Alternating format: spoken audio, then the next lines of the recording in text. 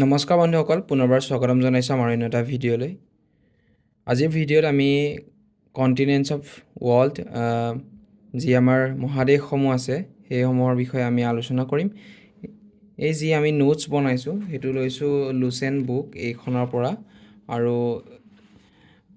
এই নোটছবোৰ বহুতেই ইম্পৰ্টেণ্ট আৰু শ্বৰ্ট নোটছ বনাব চেষ্টা কৰিছোঁ, কিয়নো গোটেই লংটো পঢ়িবলৈ বা ৰিভাইজ কৰিবলৈ হয়তো অলপ দিগদাৰী হয়, কিন্তু এনেকৈ শ্বৰ্টছকৈ বনাই ল'লে বা বুলেট পইণ্টত এনেকৈ বনাই ল'লে ৰিভাইজ কৰিবলৈ বা সোনকালে বুজিবলৈ ইজি হয়। আৰু আপোনালোকে যদি পজ কৰি পিনি যদি নোটছ বনাব বিচৰা নাই, তেন্তে এই নোটছবোৰ আমি ফটো মাৰি টেলিগ্ৰাম চেনেলত দিবলৈ চেষ্টা কৰিম। আপোনালোকে টেলিগ্ৰাম চেনেলটো জইন কৰি ল'ব, আৰু চেনেলটো একেবাৰে নতুন হয়, আপোনালোকে চেনেলটো ছাবস্ক্ৰাইব কৰিব। তো ব'লক ভিডিঅ'টো আৰম্ভ কৰোঁ।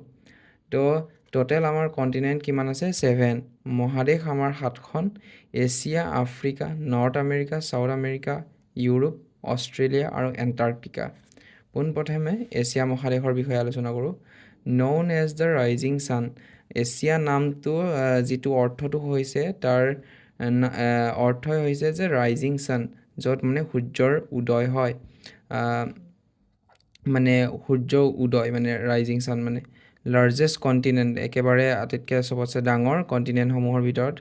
আৰু highest mountain peak on earth, আটাইতকৈ ওখ যি আমি জানো মাউণ্টেইন হৈছে সেইটো মাউণ্ট এভাৰেষ্ট, যি পিক হয় পইণ্টটো কিমান উচ্চতা তাৰ 8,850 মিটাৰ উচ্চতা।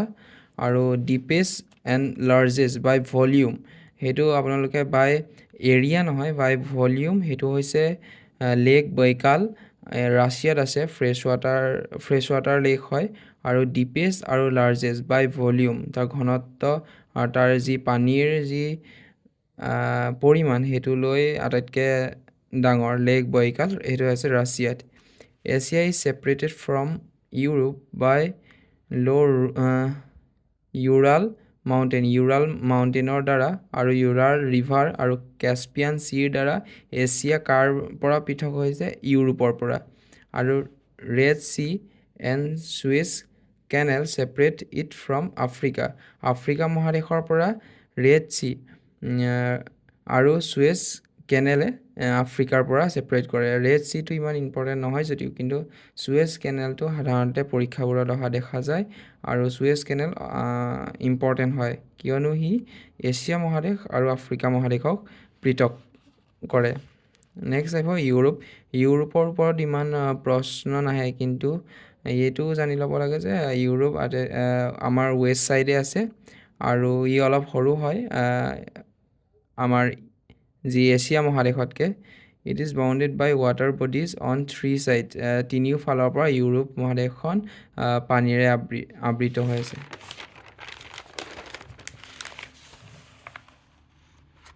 নেক্সট হৈছে আফ্ৰিকা মহাদেশ। Africa is the second largest continent after Asia. Asia চবতছে ডাঙৰ, আৰু ছেকেণ্ড হৈছে Africa. It is the only continent through which the Tropic of Cancer and equator and Tropic of Capricorn pass. এইটোৱে যোনটো continent য'ত মানে Tropic of Cancer, equator আৰু Tropic of Capricorn, এই তিনিডাল ৰেখা ইম্পৰ্টেণ্ট। এই তিনিডাল ৰেখা হৈছে আৰু এই তিনিডাল ৰেখাই আফ্ৰিকা মহাদেশৰ মাজেৰে পাৰ হৈছে।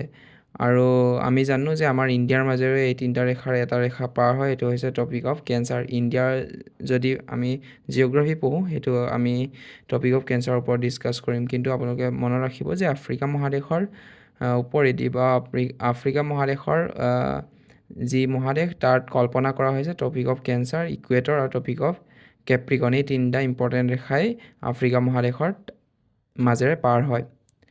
ৱৰ্ল্ড লাৰ্জেষ্ট হট ডিজাৰ্টটো হৈছে ছাহাৰা। পৃথিৱীৰ আটাইতকৈ ডাঙৰ গৰম যি মৰুভূমি, সেইটো হৈছে ছাহাৰা ডিজাৰ্ট, সেইটো আছে আফ্ৰিকা মহাদেশতেই। আৰু লংগেষ্ট ৰিভাৰ সেইটো হৈছে নাইল ৰিভাৰ। নীল ৰিভাৰ আটাইতকৈ দীঘল নদী, সেইটো আছে আফ্ৰিকাত। নৰ্থ আমেৰিকা থাৰ্ড লাৰ্জেষ্ট হয়। Link to South America by isthmus of Panama. Panama যি isthmus of Panama Panama canal বুলি নহয়, এইটো ইষ্টেমাছ অফ পানামা বুলি ক'ব। সেইটো হৈছে নৰ্থ আমেৰিকা আৰু চাউথ আমেৰিকা এই দুটা মহাদেশক মানে কানেক্ট কৰাই, কানেক্টিং পইণ্টটো কি বুলি ক'লে ইষ্টেমাছ অফ পানামা, সেইটো ইম্পৰ্টেণ্ট হয়। এই পানামা বা কেনেল, সেইবিলাক চুৱেজ কেনেল, এইবিলাক আটাইতকৈ ইম্পৰ্টেণ্ট, সেইবোৰ প্ৰশ্ন আহি থাকে। নেক্সট হৈছে South America, world largest mountain range Andes পৰ্বতমালা যিটো, সেইটো হৈছে চাউথ আমেৰিকাত আছে। আৰু ৱৰ্ল্ড লাৰ্জেষ্ট ৰিভাৰ মানে হৈছে বহলটো, নট দীঘলটো। দীঘলটো হৈছে নাইল ৰিভাৰ, কিন্তু আটাইতকৈ যদি বহল বুলি কওঁ সেইটো হৈছে এমাজন ৰিভাৰ। তাৰপিছত আহিব অষ্ট্ৰেলিয়া হৈছে আটাইতকৈ স্মলেষ্ট কণ্টিনেণ্ট, আৰু ইয়াক আইলেণ্ড কণ্টিনেণ্ট বুলি কোৱা হয়, কাৰণ অষ্ট্ৰেলিয়াটো এটা মেইনলেণ্ডটো হৈছে এখন দেশৰ, খালি ওচৰে পাঁজৰে যিমান তাত আছে দেশ, সেইকেইটা হৈছে আপোনাৰ আইলেণ্ড, আৰু গতিকে গোটেই বহুত আইলেণ্ডৰ এটা কালেকশ্যন হয় অষ্ট্ৰেলিয়া মহাদেশখন একচুৱেলি। লাষ্ট কণ্টিনেণ্টটো হৈছে আপোনাৰ এণ্টাৰ্কটিকা, ফিফ্থ লাৰ্জেষ্ট কণ্টিনেণ্ট হয়, আৰু জিৰ' পপুলেশ্যন আছে।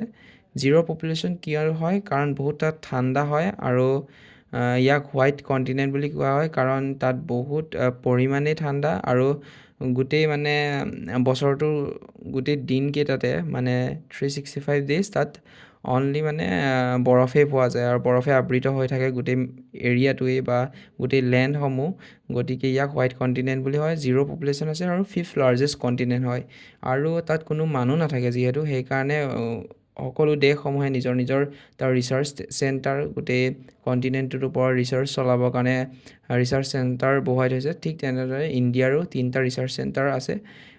1983 প্ৰথমখন ৰিচাৰ্চ চেণ্টাৰ বহুওৱা হৈছিল বা স্থাপন কৰা হৈছিল, সেইটো হৈছে দক্ষিণ গংগোত্ৰী, আৰু নেক্সট 1988ত সেইটো হৈছে মেত্ৰী, আৰু 2009 চনত ভাৰতী।